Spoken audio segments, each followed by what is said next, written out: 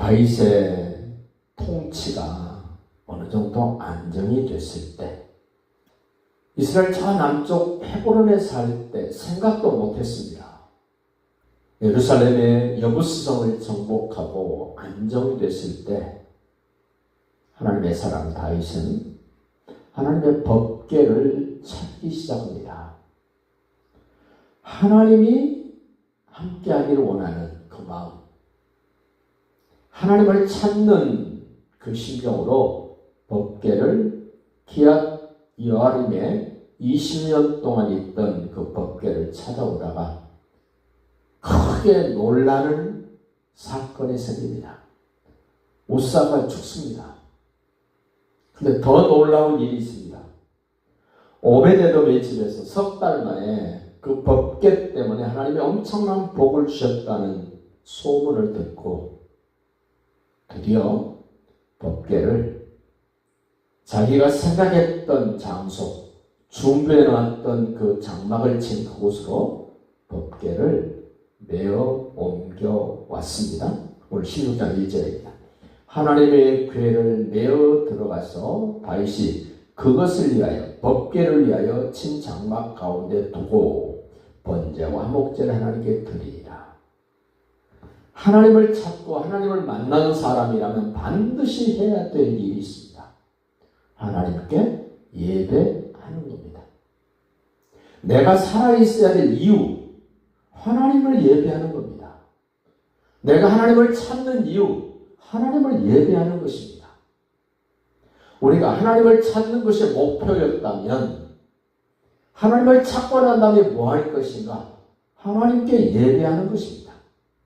우리 인생은 창조 때부터 하나님을 예배하도록, 하나님을 찾도록, 하나님과 함께하며 살도록 하나님이 만드신 하나님의 형상대로 지음받은 우리들입니다. 예배드릴 뿐만 아니라 해야 될 일이 또 한 가지 2절에 나옵니다. 다윗이 번제와 화목제 드리기를 마치고 여호와의 이름으로 백성에게 축복했다.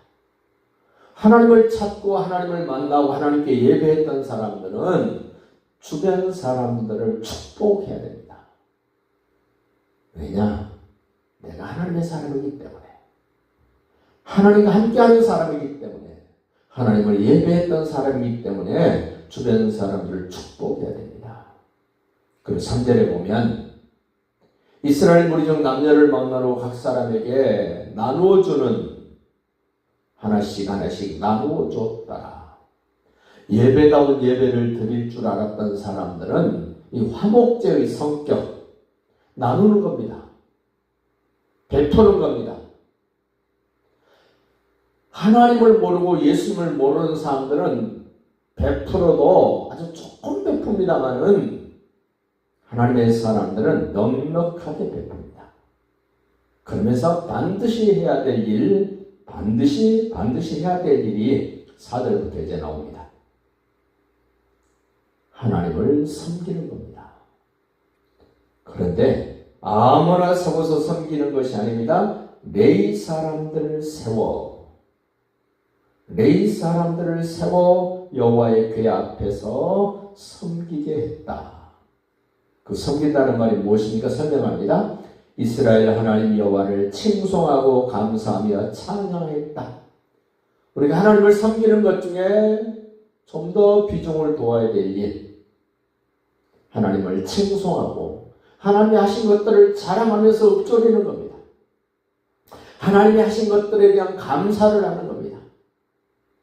그리고 하나님이 이런 일, 저런 일, 그런 일 다 행하신 것을 소리 높여 노래하는 찬양을 드리는 겁니다.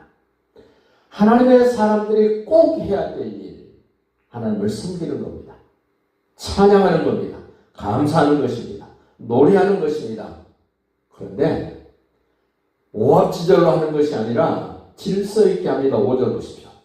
아삽은 우두머리요, 그 다음은 스가랴와 여이엘과. 하나님을 섬기는데 무질서하게 혼잡스럽게 하는 것이 아니라 질서정연하게 차례대로 균형을 잡아서 누가 봐도 참 멋지다 할 수 있도록 아삽은 우두머리요. 이 우두머리가 가끔씩 바뀝니다. 해만이 우두머리가 됐다가 아삽이 우두머리가 됩니다. 내가 하는 일이 바뀌어도, 내가 좀 더 아래로 내려가도 하나님을 위한 일이기 때문에 불편하시면 안 됩니다.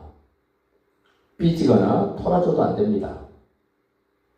7절 보시죠. 그날에 다윗이 아삽과 그의 형제를 세워 먼저 여호와께 감사하게 했다. 감사하는 것도 먼저 해야 될 사람, 차례로 해야 될 그런 질서가 있어야 된다는 겁니다. 뭘 감사했나 보십시오. 8절입니다. 너희는 여호와께 감사하며 그의 이름을 불러 아뢰며 그가 행하신 일을 만민 중에 알릴지어다. 하나님이 하신 일들을 예배하면서 읊조리며 노래하는 것뿐만 아니라 주변 사람들에게 알리라는 겁니다. 우리 하나님 아버지는 이런 분입니다. 나의 왕이신 예수님은 이런 분입니다. 나의 보혜사 성령님은 이런 분입니다라고 알리라는 겁니다. 오늘날로 말하면 복음을 전하라는 겁니다. 하나님이 나에게, 우리에게 무슨 일을 언제 어떻게 하셨는가를 알아야 전할 거 아닙니까? 9절 보십시오. 그에게 노래하며 그를 찬양하며 그의 모든 기사를 전할지어다. 이 노래, 뭘 노래합니까? 세상 노래는 인간적인 어떤 정에 의해서, 인간적인 어떤 관계 속에서 노래를 합니다만은 성경에서 말하는 찬양, 노래, 이거는 하나님이 하신 것들에 대해서 힘써서 소리 높여서 읊조리라는 겁니다. 9절 한번 볼까요? 그에게 노래하며 그를 찬양하고 그의 모든 기사를 전할지어다. 그의 성호를 자랑하라. 여호와를 구하는 자마다 마음이 즐거울지어다. 하나님께 예배다운 예배를 드리고 하나님이 하신 일들을 생각하며 읊조리며 노래하면 하나님 우리에게 주신 은혜가 있습니다. 그 은혜가 여기서 지금 여호와를 구하는 자마다 마음이 즐거울지어다. 바른 예배를 드리고 내가 하나님의 사람이라면 예배 드리면 드릴수록 즐겁습니다. 행복합니다. 하나님이 주시는 보너스입니다. 11절 보시죠. 여호와와 그의 능력을 구할지어다. 항상 그의 얼굴을 찾을지어다. 예배다운 예배를 드리고 나면 또다시 하나님을 찾고 싶고 하나님을 만나고 싶고 하나님을 위하여 예배하고 싶은 이러한 일들이 계속되고 반복되어진다는 겁니다. 그것이 신앙생활입니다.